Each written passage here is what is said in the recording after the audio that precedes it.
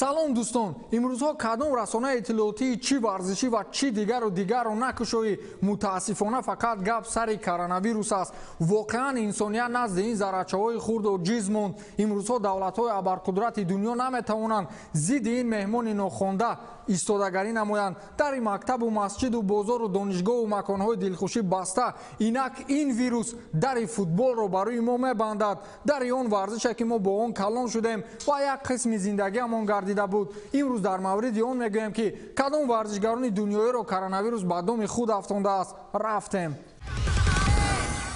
имрӯз хабар омад ки чемпионати Фаронса оид ба футбол, аниқтараш Лигаи Яки Фаронса бо сабаби хуруҷи коронавирус муддати 1 моҳ манъ карда шуд. инро коршиноси Bein Sports Браҳим Тиам дар твиттери худ навиштааст. ин маънои онро дорад ки мо 1 моҳ наметавонем бозиҳои ҷолиби дастаҳои бузурги Фаронсаро бубинем.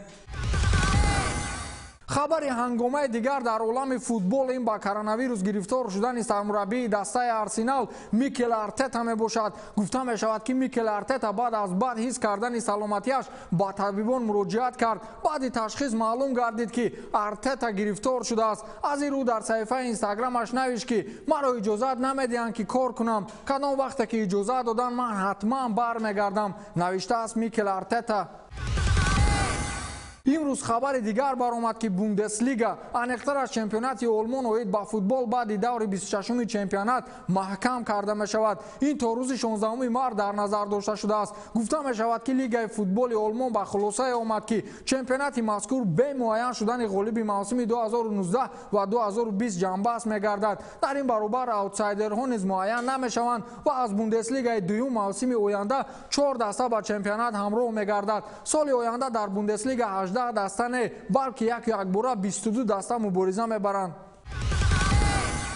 бозингарони дастаи Реал Мадрид ба карантин равона шуданд. инҷо танҳо дастаи футболиро не, балки дастаи баскетболбозони мадридиро низ равона карданд. ин дар ҳолест ки яктан баскетболбози дастаи Реал Мадрид ба вируси корона гирифтор шуд. аз ин сабаб ҳамаи кормандон ва варзишгаронро ба карантин бурданд. гуфта мешавад ки ҳам дастаи футболбозон ва ҳам баскетболбозони Реал дар як база тамрин мекунанд. аз ин хотир барои бехатарӣ ҳам ину ҳам онро бурданд. бозии дастаҳои Реал ва Эйбар низ аз ин сабаб мавқуф гузошта шуда буд ки пас аз он Федератсияи футболи Испания мавқуф шудани Ла Лигаро хабар дод. хулас мо чанд вақт бозиҳои Ла Лигаро низ намебинем, мутаассифона.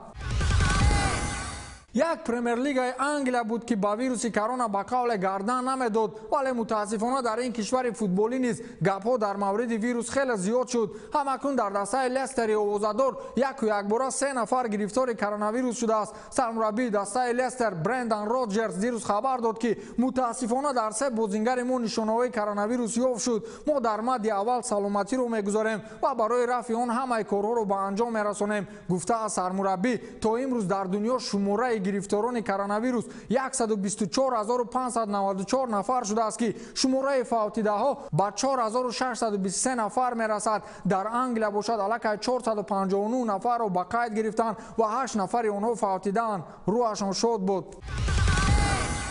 дар тамоми варзишҳо ин вируси одамкуш таъсири бади худро мегузорад, аммо дар UFC мисле ки не. дирӯз менеҷери Ҳабиб Нурмагомедов Али Абдулазиз дар саҳифаи твиттераш навишт ки муворибаи Ҳабиб ва Тони Фергюсон ҳатман баргузор мешавад. новобаста аз оне ки дар дунё пандемия аст, мо кӯшиш мекунем ки ин рақобат бо иштироки мухлисон ё бидуни мухлисон ҳатман баргузор шавад, чун дар хона ба одамо лозим аст ки чизеро бояд тамошо намоянд. андешаи ман ин аст ки агар ба ҳамин сурат вируси корона дар ҷаҳон моро куштан бигирад, пас мо на муворибаи Ҳабибро мебинем, на дигару дигарашро. аз ин рӯ худо бигем ки ин меҳмони нохонда ҳар чӣ зудтар ин дунёро тарк созад. мо дирӯз гуфтем ки як бозингари дастаи Ювентус Даниэл Ругани гирифтори вируси корона шудааст, аммо имрӯз боз хабари бад дорем. ин навбат бозингари дӯстдоштании миллионҳо мухлис Пауло Дибала баъди ташхис маълум гардид ки гирифтори вируси корона аст. ин хабар олами футболро ғамгин сохт ва Пауло феълан дар карантин қарор дорад. ин қадар хабарҳои шум аз дунёи футбол умедҳоро барбод медиҳад. бошад ки ҳар чӣ зудтар мо аз ин буҳрон халос шавем. ба ҳамин тамом, то дидори навбатӣ, хайр.